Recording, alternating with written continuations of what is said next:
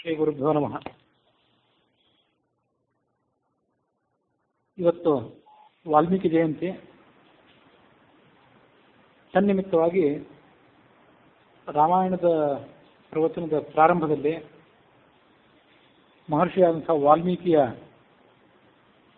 ಹಿನ್ನೆಲೆ, ಆತನ ಜೀವನದ ಪ್ರಧಾನ ಘಟನೆಗಳು, ಮಹರ್ಷಿಯಾಗಿ ಆತ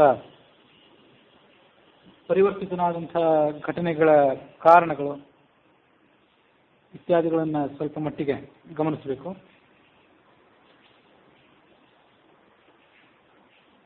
ವಾಲ್ಮೀಕಿ ಮಹರ್ಷಿ ಬರೆದಂಥ ಅನೇಕ ರಾಮಾಯಣಗಳು ಪ್ರಚಲಿತ ಇವೆ. ಅಧ್ಯಾತ್ಮ ರಾಮಾಯಣ, ಆನಂದ ರಾಮಾಯಣ ಇತ್ಯಾದಿಗಳನ್ನು ಕೂಡ ವಾಲ್ಮೀಕಿ ಮಹರ್ಷಿಯೇ ಬರೆದಿದ್ದಾರೆ ಅಂತ ಪರಂಪರೆಯ ನಂಬಿಕೆ.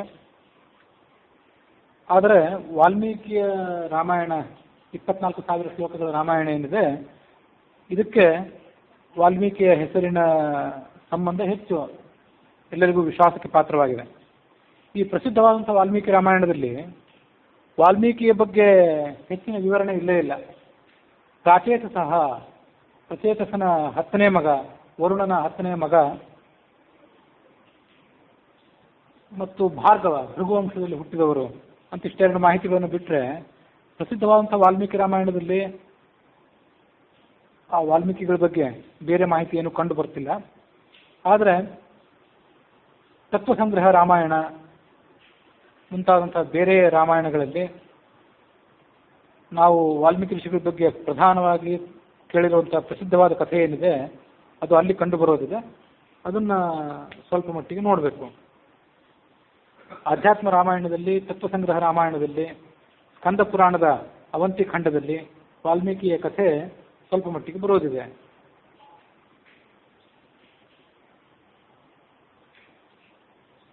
ರಾಮ ವನವಾಸ ಕಾಲದಲ್ಲಿ ಸೀತಾ ಮತ್ತು ಲಕ್ಷ್ಮಣರ ಸಮೇತನಾಗಿ ಚಿತ್ರಕೂಟ ಪರ್ವತಕ್ಕೆ ಬರ್ತಾನೆ.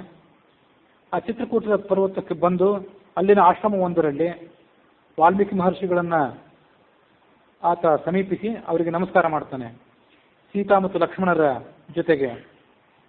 ವಾಲ್ಮೀಕಿಗಳು ಆತನನ್ನು ಕಂಡು ವಿಸ್ಮಯದಿಂದ ನೋಡಿ ಆಲಿಂಗಿಸಿಕೊಂಡು ಆತನಿಗೆ ಸಕಲ ರೀತಿಯಾದಂಥ ಸತ್ಕಾರವನ್ನು ಮಾಡಿದರು. ಮಹರ್ಷಿಗಳೇ, ತಂದೆಯ ಆಜ್ಞೆಯನ್ನು ಪುರಸ್ಕರಿಸಿ ನಾವು ದಂಡಕಾರಣ್ಯಕ್ಕೆ ಬಂದಿದ್ದೇವೆ. ಈ ಅರಣ್ಯದಲ್ಲಿ ಸುಖವಾಗಿರ್ಲಿಕ್ಕೆ ಬೇಕಾದಂಥ ಒಂದು ಪ್ರಶಸ್ತವಾದ ಸ್ಥಾನವನ್ನು ನಮಗೆ ಸೂಚನೆ ಮಾಡಿಕೊಡಿ ಅಂತ ಈ ರೀತಿಯಾಗಿ ಹೇಳಿದರು. ಸಮಸ್ತ ಲೋಕಗಳಿಗೂ ಕೂಡ ನೀನೇ ಮುಖ್ಯವಾದಂಥ ಆಶ್ರಯನಾಗಿದ್ದಿ, ಸಮಸ್ತ ಪ್ರಾಣಿಗಳಿಗೂ ನೀನು ನಿವಾಸನಾಗಿದ್ದಿ. ಧರ್ಮಾಧರ್ಮಾನ್ ಪರಿತ್ಯಜ್ಯ ತ್ವಾಮೇವ ಭಜತೋ ನಿಶಂ ಸೀತೆಯಾ ಸಹಿತಸ್ಯಾರ್ಯ ಮನಸ್ತೆ ಸುಖಮಂದಿರಂ.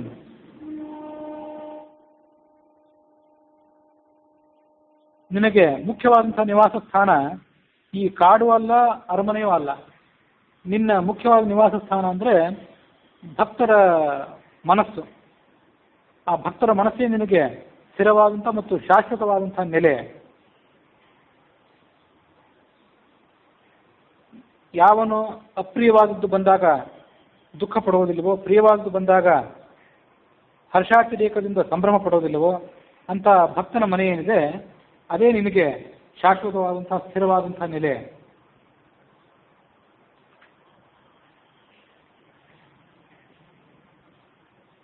ಹೀಗೆ ಆ ರಾಮನ ಶಾಶ್ವತವಾದಂಥ ನೆಲೆಯ ಬಗ್ಗೆ ಅವರು ಹೇಳಿ ಮುಂದೆ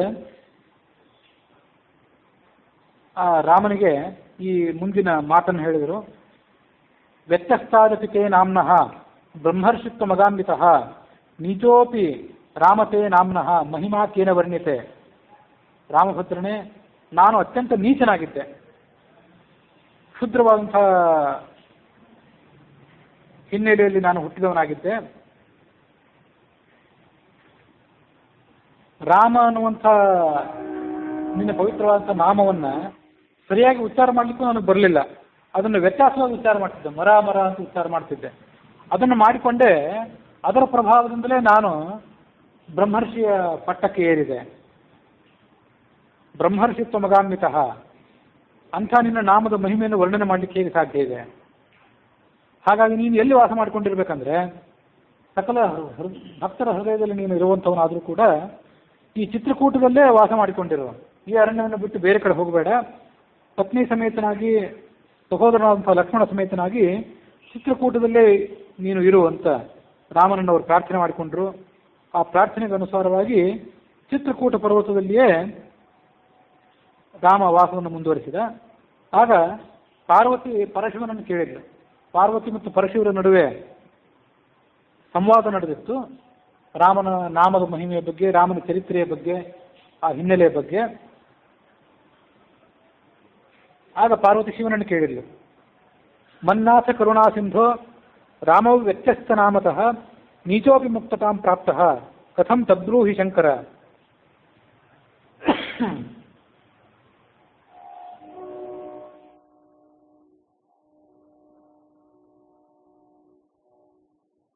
ಒಡೆಯನಾದ ಶಂಕರನೇ, ರಾಮನ ನಾಮವನ್ನು ಹಿಂದು ಮುಂದಾಗಿ ಪಠನೆ ಮಾಡಿದರೂ ಕೂಡ ಆ ಮಹಿಮೆಯಿಂದ ವಾಲ್ಮೀಕಿ ಶ್ರೇಷ್ಠ ಪದವಿಯನ್ನು ಹೊಂದಿದರು ಅಂತ ಬಂತಲ್ಲ, ಅದರ ಹಿನ್ನೆಲೆಯನ್ನಷ್ಟು ವಿವರಿಸಿ ಹೇಳು ಅಂತ ಕೇಳಿದರು.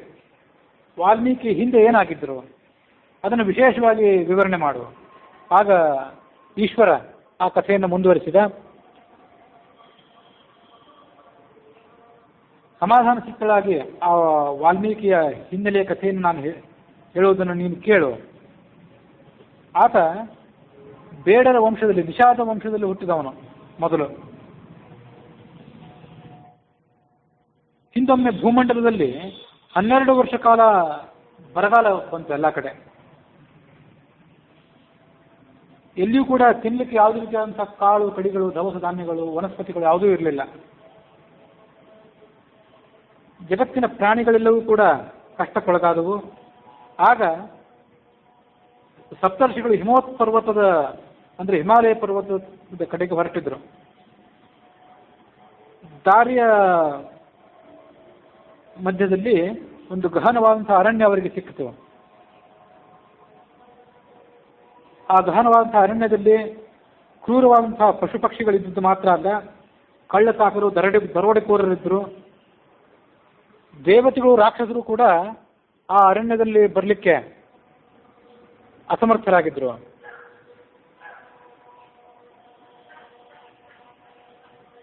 ಅಂಥ ಅರಣ್ಯಕ್ಕೆ ಅವರು ಬಂದಾಗ ಅವರನ್ನು ಒಬ್ಬ ಆ ಬೇಡರ ನಾಯಕ ಒಬ್ಬ ಅಡ್ಡಗಟ್ಟಿದ.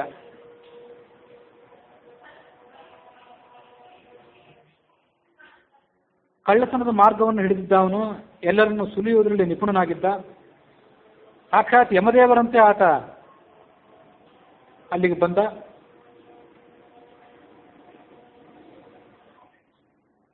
ಈ 7 ಜನ ಋಷಿಗಳನ್ನು ನೋಡಿದ ಕೂಡಲೇ ಅವನಿಗೆ ಮಹಾದ ಆನಂದ ಆಯಿತು. ಬ್ರಾಹ್ಮಣರ ವೇಷವನ್ನು ಧಾರಣೆ ಮಾಡಿ ಧನವನ್ನ ಇವರು ಅಪಹಾರ ಮಾಡ್ಕೊಂಡು ಹೊರಟಿದ್ದಾರೆ. ಇವ್ರನ್ನ ಈಗಲೇ ನಾನು ಹಿಡಿದು ಬಿಡ್ತೇನೆ.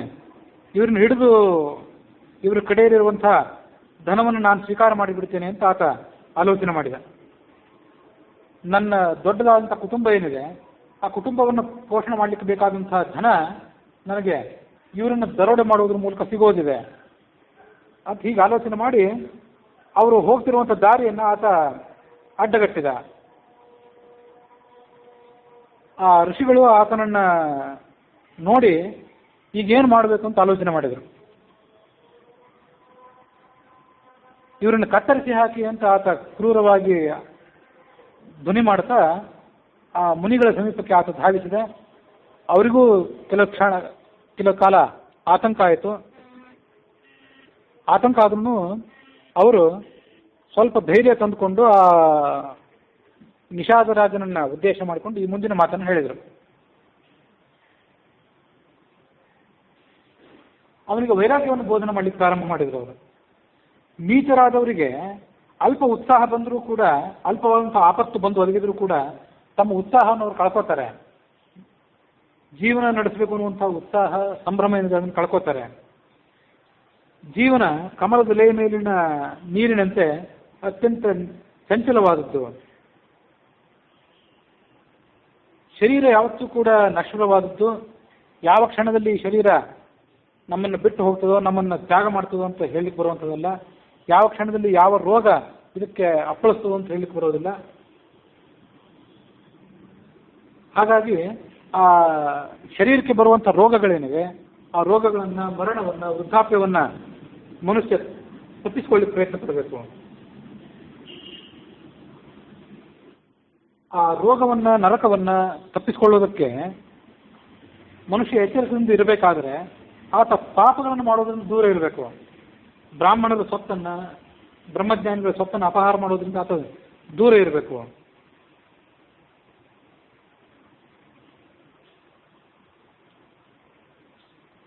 ನಾವು ಮಾಡುವಂಥ ಎಲ್ಲ ಸತ್ಕರ್ಮಗಳ ಪರಿಣಾಮವನ್ನು ಕೂಡ ಆ ಬ್ರಹ್ಮಜ್ಞಾನಿಗಳ ಧನವನ್ನು ಅಪಹಾರ ಮಾಡಿದ್ರಿಂದ ಬರುವಂಥ ಪಾಪ ಏನಿದೆ ಅದು ಸುಟ್ಟು ಹಾಕ್ತದೆ. ಹಾಗಾಗಿ ಎಚ್ಚರಿಕೆಯಿಂದಿರಬೇಕು.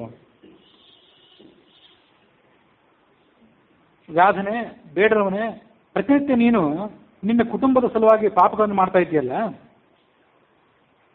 ಈ ಪಾಪಗಳನ್ನೆಲ್ಲ ಮಾಡಿ ಕುಟುಂಬವನ್ನು ಪಾಲನೆ ಮಾಡಬೇಕು ಅಂತ ಅಪೇಕ್ಷೆ ಪಟ್ಟಿದೆಯಲ್ಲ, ನಿನ್ನ ಕುಟುಂಬದ ಜನ ಇದಕ್ಕೆ ಪಾಲುಗಾರರಾಗ್ತಾರೋ ಹೇಗೆ? ಅದನ್ನು ಸ್ವಲ್ಪ ವಿಚಾರ ಮಾಡು.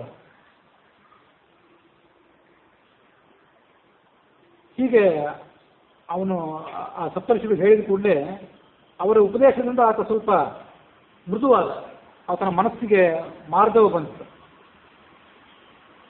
ಮಹತಾಂ ಸನ್ನಿಧಾನಂ ಹಿ ಮೃದುತ್ವಸ್ಯ ಅಚ್ಚ ಕಾರಣಂ. ಮಹಾತ್ಮನ ಸನ್ನಿಧಾನದಲ್ಲಿ ಅವನು ಬಂದಿದ್ದರಿಂದ ಅವನ ಮನಸ್ಸು ಮೃದುವಾಗಲಿಕ್ಕೆ ಕಾರಣ ಆಯಿತು. ಅಸಾರೇ ದಗ್ಧ ಸಂಸಾರೇ ಸಾರಮೇತ ಚತುಷ್ಟಯಂ ಗಂಗಾಚ ತುಳಸಿ ಸೇವಾ ಸತ್ಸಂಗೋ ಹರಿಕೀರ್ತನಂ. ಈ ಸಂಸಾರ ಏನಿದೆ ಇದು ನಿಸ್ಸಾರವಾದದ್ದು. ಇದರಲ್ಲಿ ಮಹತ್ವದ ಸಂಗತಿ, ಬೆಲೆಯುಳ್ಳಂಥ ಸಂಗತಿ ಏನಾದರೂ ಇದ್ದರೆ ಅವು 4 ಸಂಗತಿಗಳು. ಅವು ಏನು 4 ಸಂಗತಿಗಳಂದರೆ, ಒಂದು ಗಂಗಾ ನದಿ, ಇನ್ನೊಂದು ತುಳಸಿಗೆ ಪ್ರದಕ್ಷಿಣೆ ಹಾಕೋದು ಅಥವಾ ತುಳಸಿ ದಳಗಳನ್ನು ಸಂಗ್ರಹ ಮಾಡಿ ಭಗವಂತನಿಗೆ ನಿವೇದನ ಮಾಡೋದು. ಗಂಗಾಚ ತುಳಸಿ ಸೇವಾ ಸತ್ಸಂಗ, ಸಜ್ಜನದ ಸಹವಾಸ, 3ನೇದ್ದು. ಇನ್ನು 4ನೇದು ಒಂದು ಹರಿಕೀರ್ತನ, ಭಗವಂತನ ನಾಮ ಸಂಕೀರ್ತನೆ ಅಂದರೆ 4ನೇದು. ಈ 4ನ್ನು ಬಿಟ್ಟರೆ ಈ ಸಮಾಜದಲ್ಲಿ ಪಾವನವಾದದ್ದು, ಬೆಲೆಯುಳ್ಳದ್ದು ಅಂತ ಅನ್ನೋದು ಬೇರೆ ಯಾವುದೂ ಇಲ್ಲ. ಹಾಗಾಗಿ ಸಜ್ಜನ ಸಹವಾಸದಿಂದ ಏನು ಫಲ ದೊರೆಯೋದಿತ್ತು ಅದು ಆತನಿಗೆ ಪ್ರತ್ಯಕ್ಷವಾಗಿ ದೊರೆದು ಬಿಡ್ತು. ಆತ ಮೃದುವಾಗಿ ಬಿಟ್ಟ. ಸಪ್ತರ್ಷಿಗಳಿಗೆ ಅವನು ನಮಸ್ಕಾರ ಮಾಡಿದ.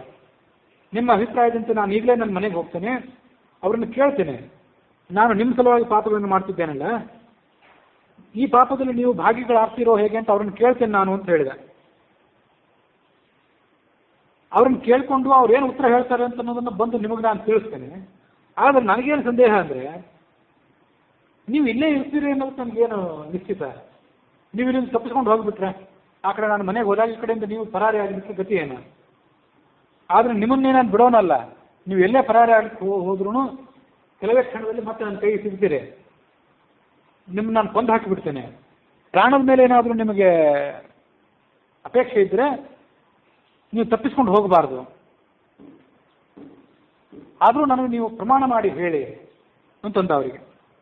ಆಗ ಆ ಸಪ್ತರ್ಷಿಗಳು ಎಲ್ಲರೂ ಕೂಡ ಪ್ರತ್ಯೇಕವಾಗಿ ಆತನ ಮುಂದೆ ಪ್ರಮಾಣ ಮಾಡಿದರು. ಸಪ್ತಾಹಂ ಪ್ರಾತರಸ್ನಾತು ಯಾವದ್ಭವತಿ ಪಾತಕಂ ತಾವದ್ಭವತು ಮೇ ಪಾಪಂ ಯದುತ್ಸಜ್ಜ ವ್ರಜೇ ಪರಂ. ವ್ಯಾಧನೆ, ನಾವು ಈ ಸ್ಥಳವನ್ನು ಬಿಟ್ಟು ಹೋಗೋದಿಲ್ಲ.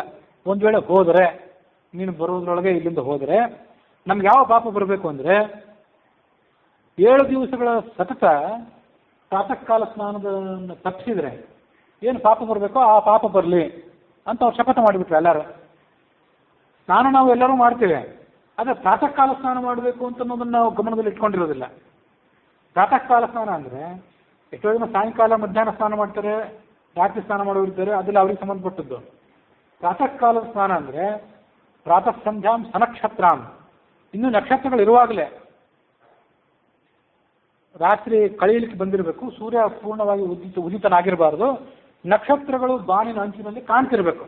ಆ ಕಾಣ್ತಿದ್ದಾಗ ಆವಾಗಲೇ ಸಂಕಲ್ಪಪೂರ್ವಕವಾಗಿ ತಿಥಿ ನಕ್ಷತ್ರ ಯೋಗ ಕರ್ಣಾದಿಗಳನ್ನು ಹೇಳಿಕೊಂಡು ಸಂಕಲ್ಪ ಮಾಡಿ ಸ್ನಾನ ಮಾಡಿ ಅಷ್ಟರೊಳಗೆ ಸೂರ್ಯಾರ್ಘ್ಯ ಕೊಡಬೇಕು. ಕೊಟ್ಟರೆ ಆ ಕೊಟ್ಟ ಸೂರ್ಯಾರ್ಘ್ಯ ಸಫಲ, ಇಲ್ಲದೆ ಅದು ವ್ಯರ್ಥ. ಆಮೇಲೆ ಮಾಡಿದ ಸ್ನಾನ, ಆಮೇಲೆ ಮಾಡಿದ ಸಂಧ್ಯಾವಂದನೆ ಎರಡೂ ವ್ಯರ್ಥ. ಒಂದು ದಿವಸ 2 ದಿವಸ ಏನಾದ್ರು ಮಾಡಿದರೆ ಅದಕ್ಕೆ ಕ್ಷಮೆ ಇದೆ ಅಂತ ಕಾಣಿಸ್ತದೆ. ಅದು 7 ದಿವಸಗಳ ಗಟ್ಟಲೆ ಸತತವಾಗಿ ಪ್ರಾತಃ ಸ್ನಾನವನ್ನು ತಪ್ಪಿಸಿದರೆ ಮನುಷ್ಯನಿಗೆ ಏನು ಪಾಪ ಬರಬೇಕು, ಆ ಪಾಪ ನಮಗೆ ಬರಲಿ ಅಂದ್ರು ಅವರು. ಪ್ರಾತಃ ಸ್ನಾನ ಎಲ್ಲ ಕಾಲದಲ್ಲೂ ಕೂಡ ವಿಶೇಷವೇ. ಅದರಲ್ಲಿಯೂ ಆಕ ಮಾವೈ, ಆಷಾಢ, ಕಾರ್ತಿಕ, ಮಾಘ ಮತ್ತು ವೈಶಾಖ, ಈ 4 ತಿಂಗಳಲ್ಲಂತೂ ಬಹಳ ವಿಶೇಷವಾಗಿದೆ. ಅದರ ಹಿಂದಿನ ತಿಂಗಳು ಹುಣ್ಣಿಮೆಯಿಂದಲೇ, ಅಂದರೆ ಆಶ್ವಯುಜ ಕಾರ್ತಿಕ ಸ್ನಾನ ಅಂದರೆ ಏನು, ಆಶ್ವಯುಜ ಮಾಸದ ಪೌರ್ಣಮಿಯಿಂದ ಕಾರ್ತಿಕ ಮಾಸದ ಪೌರ್ಣಮಿಯ ತನಕ, ಇದಕ್ಕೆ ಕಾರ್ತಿಕ ಮಾಸದ ಪ್ರಾತಃ ಸ್ನಾನ ಅಂತ ಅಂತಾರೆ.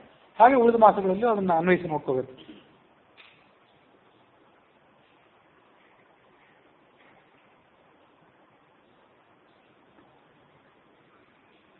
ಇದು ಈ ಮಾತನ್ನು ಹೇಳಿದ್ದಾರೆ ಅಂದರೆ ವಸಿಷ್ಠರು. 7 ಜನ ಋಷಿಗಳಿದ್ರಲ್ಲ ಅವರು. ಮೊದಲನೇವರು ಯಾರಂದ್ರೆ ವಸಿಷ್ಠರು. ಮುಂದೆ ವಿಶ್ವಾಮಿತ್ರರು ಹೇಳಿದರು, ನಾನು ಇಲ್ಲಿಂದ ನೀನು ಬರೋದಕ್ಕಿಂತ ಮೊದಲೇನಾದ್ರು ಹೊರಟು ಬಿಟ್ರೆ ಒಂದು ಗ್ರಾಮದಲ್ಲಿ ಕ್ಷುದ್ರವಾದವರು, ನೀಚ ವ್ಯಕ್ತಿಗಳು ಯಾವ ಬಾವಿಯ ನೀರನ್ನು ಉಪಯೋಗ ಮಾಡ್ತಿರ್ತಾರಲ್ಲ, ಅದೇ ಬಾವಿಯ ನೀರನ್ನು ನಾನು ಉಪಯೋಗ ಮಾಡಿದರೆ ಅದೇ ನೀರನ್ನು ಉಪಯೋಗ ಮಾಡುವವನಿಗೆ ಏನು ದೋಷ ಬರ್ತದೆ, ಆ ದೋಷ ನನಗೂ ಬರಲಿ. ನೀರಿನ ಮೂಲವೂ ಕೂಡ ಶುದ್ಧವಾಗಿರಬೇಕು, ಆಗಿರಬಾರ್ದು ಅನ್ನೋದು ಶಾಸ್ತ್ರದ ಎಚ್ಚರಿಕೆ. ಗೌತಮರು ಹೇಳಿದರು, ನಾನು ಇಲ್ಲಿಂದ ಒಂದು ಹೆಜ್ಜೆ ಮುಂದೆ ಇಟ್ಟರೆ ವೈಷ್ಣುದೇವವನ್ನು ಮಾಡದೆ ಭೋಜನ ಮಾಡುವ ಬ್ರಾಹ್ಮಣನಿಗೆ ಯಾವ ಪಾಪ ಬರಬೇಕೋ ಆ ಪಾಪ ನನಗೆ ಬರಲಿ. ಹಿಂದೊಮ್ಮೆ ಹೇಳಿದೆ, ನಾವು ಮಾಂಸಾಹಾರವನ್ನೇ ತಿನ್ನಲಿ, ಸಸ್ಯಾಹಾರವನ್ನೇ ತಿನ್ನಲಿ, ಜೀವಕ್ಕೊಂದು ಹಿಂಸೆ ಮಾಡ್ತೀವಲ್ಲ, ಸ್ವಲ್ಪ ಮಟ್ಟಿಗಾದ್ರೂ ಹಿಂಸೆ ಮಾಡೇ ಮಾಡ್ತೀವಿ. ಆ ಹಿಂಸಾ ಪರಿಹಾರಾರ್ಥವಾಗಿ ಅಗ್ನಿ ಅಂತರ್ಗತನಾದಂಥ ಭಗವಂತನನ್ನು ಪ್ರಾರ್ಥನೆ ಮಾಡಬೇಕಾದದ್ದು ವೈಷ್ಣುದೇವದ ಹಿನ್ನೆಲೆ.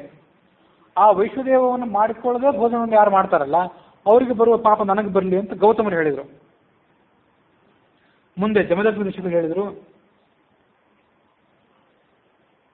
ನಾನು ಇಲ್ಲಿಂದ ನೀನು ಬರೋದಕ್ಕಿಂತ ಮೊದಲೇ ಬೇರೆ ದೇಶಕ್ಕೆ ತೆರಳಿದರೆ ರಾಜನಿಗೆ ಬರುವಂತಹ ಪಾಪ ನನಗೆ ಬರಲಿ. ಯಾವ ರಾಜ ಅಂದರೆ ತನ್ನ ರಾಜ್ಯದಲ್ಲಿ ಇರುವಂತಹ ಪ್ರಜೆಗಳನ್ನು ಸರಿಯಾಗಿ ನೋಡ್ಕೊಳ್ಬೇಕಾದದ್ದು ರಾಜನ ಕರ್ತವ್ಯ.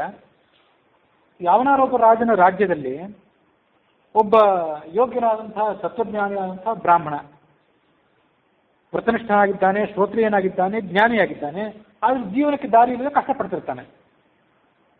ಅಂಥ ಬ್ರಾಹ್ಮಣನನ್ನು ಉಪೇಕ್ಷೆ ಮಾಡ್ತಾನಲ್ಲ ಯಾವ ರಾಜ, ಆ ರಾಜನಿಗೆ ಬರುವಂಥ ಪಾಪ ನನಗೆ ಬರಲಿ ಅಂತ ಅವ್ರು ಹೇಳಿದರು. ಭರದ್ವಾಜರು ಮುಂದೆ ಹೇಳಿದರು,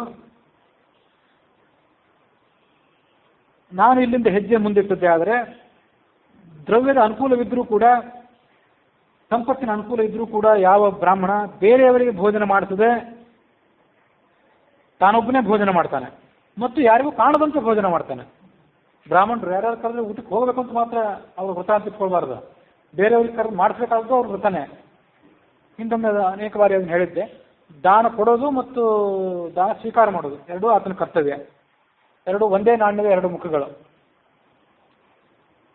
ಅನುಕೂಲವಿದ್ದಾಗಲೂ ಕೂಡ ಬೇರೊಬ್ಬರಿಗೆ ಭೋಜನ ಮಾಡಿಸಿದ್ರೆ ತಾನೊಬ್ಬನೇ ಭೋಜನ ಮಾಡುವವನಿಗೆ ಬರುವ ಪಾಪ ನನಗೆ ಬರಲಿ ಅಂದರು ಭರದ್ವಾಜರು. ಕಶ್ಯಪರು ಹೇಳಿದರು, ನಾನು ಇಲ್ಲಿಂದ ಒಂದು ಹೆಜ್ಜೆ ಮುಂದೆ ಇಟ್ಟರೆ ದುಃಖದಲ್ಲಿರುವಂಥ ತಂದೆ ತಾಯಿಗಳನ್ನು ಯಾರು ಸ್ಮರಣೆ ಮಾಡ್ಕೊಳ್ಳೋದಿಲ್ವೋ, ಅವ್ರಿಗೆ ಬೇಕಾದಂಥ ಅನುಕೂಲಗಳನ್ನು ಮಾಡಿಕೊಡೋದಿಲ್ವೋ ಅವನಿಗೆ ಬರುವಂಥ ಪಾಪ ನನಗೆ ಬರಲಿ ಅಂತ ಹೇಳಿದರು. ಅತ್ರಿಗಳು ಮುಂದಿನ ಪ್ರತಿಜ್ಞೆಯನ್ನು ಮಾಡಿದರು, ನಾನು ಇಲ್ಲಿಂದ ಒಂದು ಹೆಜ್ಜೆ ಮುಂದಿಟ್ಟರೆ ಯಾವ ಬ್ರಾಹ್ಮಣ ಸೂರ್ಯನಿಗೆ ಎದುರಾಗಿ ಕುಳಿತು ಮಲಮೂತ್ರ ವಿಸರ್ಜನೆ ಮಾಡ್ತಾನಲ್ಲ ಅಂಥ ಮೂರ್ಖನಾದಂಥ ಬ್ರಾಹ್ಮಣನಿಗೆ ಬರುವಂಥ ಪಾಪ ನನಗೆ ಬರಲಿ. ಸೂರ್ಯ ಉದಯಿಸುವುದಕ್ಕಿಂತ ಮೊದಲೇ ಮಲ ವಿಸರ್ಜನೆ ಇತ್ಯಾದಿಗಳನ್ನ ಮಾಡಬೇಕು ಒಂದು, ಮತ್ತು ಮರೆಯಾಗಿರುವಂಥ ಸ್ಥಳದಲ್ಲಿ ಮಾಡಬೇಕು. ಅದನ್ನು ಬಿಟ್ಟು ಸೂರ್ಯನಿಗೆ ಅಭಿಮುಖವಾಗಿ ನಿಂತು ಅಪವಿತ್ರವಾದ ಈ ಕೆಲಸವನ್ನು ಮಾಡುವವನಿಗೆ ಬರುವ ಪಾಪ ಏನಿದೆ ಅದು ನನಗೆ ಬರಲಿ ಅಂತ ಅತ್ರಿಗಳು ಪ್ರಾರ್ಥನೆಯನ್ನು ಮಾಡಿದರು. ಹೀಗೆ ಆ ಎಲ್ಲ ಋಷಿಗಳು ಪ್ರತ್ಯೇಕವಾದಂಥ ಪ್ರತಿಜ್ಞೆಯನ್ನು ಮಾಡಿದ ಬಳಿಕ ಆತನಿಗೆ ಸಮಾಧಾನ ಆಯಿತು. ಸಮಾಧಾನ ಆದ ಕೂಡಲೇ ಅವನು ತನ್ನ ಮನೆ ಯಾವ ಊರಿನಲ್ಲಿತ್ತು ಆ ಊರಿಗೆ ಬಂದ. ಆ ಊರಿನಲ್ಲೆಲ್ಲ ಬಹಳ ಕ್ರೂರರಾದಂಥ ಮನುಷ್ಯರೇ ತುಂಬಿದ್ರು. ಯಾವಾಗಲೂ ಹೆಗಲಿನಲ್ಲಿ ಬಿಲ್ಲು, ಬಾಣಗಳು, ಹಲವಾರು ನಾಯಿಗಳಲ್ಲಿದ್ದವು. ಆ ನಾಯಿಗಳ ಬಾಯಲ್ಲಿ ಮೂಳೆಗಳು, ಎಲುಬುಗಳು. ಮತ್ತು ಅಲ್ಲಿರುವಂಥ ಜನ ಎಂಥವರು ಹಾಗೆ ನಾಯಿಗಳು ಇದ್ದವು. ಕಾಡು ಹಂದಿಗಳು, ಊರು ಹಂದಿಗಳು ಬೇಕಾದಷ್ಟು ಸಂಖ್ಯೆಯಲ್ಲಿ ಅಲ್ಲಿ. ಮಾಂಸದ ಚೂರುಗಳನ್ನು ತಿನ್ನೋದಕ್ಕಾಗಿ ರಣಹದ್ದುಗಳು ಓಡಾಡ್ತಿದ್ದವು. ಸಾವಿರಾರು ಮೃಗಗಳಿಂದ ತುಂಬಿ ಹೋಗಿತ್ತು ಆ ಊರು. ಬೇಡರು ತಂದು ಹಾಕಿದ್ರಲ್ಲ ಅದನ್ನೆಲ್ಲ. ಪಕ್ಷಿಗಳು, ಆ ಪಕ್ಷಿಗಳ ರೆಕ್ಕೆ ಪುಕ್ಕಗಳು ಅಲ್ಲಲ್ಲಿ ಬಿದ್ದಿದ್ದವು. ಎಲ್ಲಿಯೂ ಒಳ್ಳೆ ಶಬ್ದನೇ ಏನು ಕೇಳಿ ಬರ್ತಿದ್ದಿಲ್ಲ. ಬನ್ನಿ ಮನೆಗೆ ಬನ್ನಿ, ಕೂತ್ಕೊಳ್ಳಿ, ವಿಶ್ರಾಂತಿ ತಗೊಳ್ಳಿ ಅನ್ನೋ ಮಾತಿಲ್ಲ. ಹೊಡೀರಿ, ಕಡೀರಿ, ಕತ್ತರಿಸಿರಿ, ತಿನ್ನಿರಿ ಅನ್ನೋ ಮಾತುಗಳೇ ಕೇಳಿ ಬರ್ತಾ ಇತ್ತು.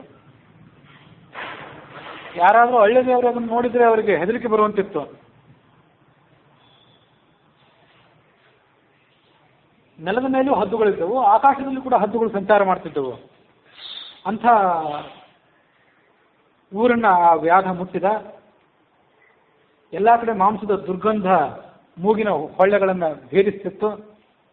ಮದ್ಯದ ವಾಸನೆ ಮತ್ತು ಮೇಧಸ್ಸಿನ ವಾಸನೆ ಎಲ್ಲ ಕಡೆ ತುಂಬಿ ಹೋಗಿತ್ತು. ದೀರ್ಘವಾದಂಥ ಖಡ್ಗಗಳನ್ನು, ಧನುರ್ಬಾಣಗಳನ್ನು ಹಿಡಿದಂಥ ಕಾವಲುಗಾರರು ಊರನ್ನು ರಕ್ಷಣೆ ಮಾಡ್ತಿದ್ರು. ಅದನ್ನು ನೋಡಿದರೆ ನಾವೆಲ್ಲ ದಾರಿ ತಪ್ಪಿ ಯಮನ ಊರಿಗೆ ಬಂದಿದ್ದೇವೇನು ಅಂತ ಅನಿಸ್ತಿತ್ತು. ತನ್ನ ಮನೆಯೊಳಗೆ ಹೋದ ಆತ.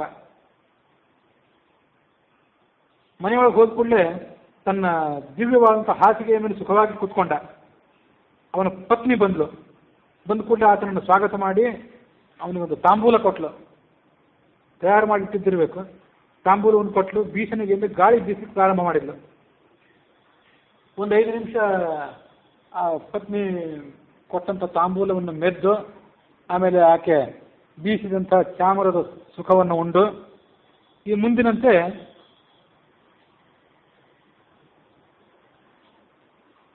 ಆ ಒಂದು ಮಾತನ್ನು ಆತ ಕೇಳಿದ ಅನ್ನೋಲ್ಲಿಗೆ ಇವತ್ತಿನ ಕಥೆಯನ್ನು ಮುಂದುವರಿಸ್ತೀನಿ. ಆ ಕಥೆ ಮುಂದುವರೆದಿದೆ, ಆ ವಾಲ್ಮೀಕಿಯ ಚರಿತ್ರೆಯ ಕಥೆ.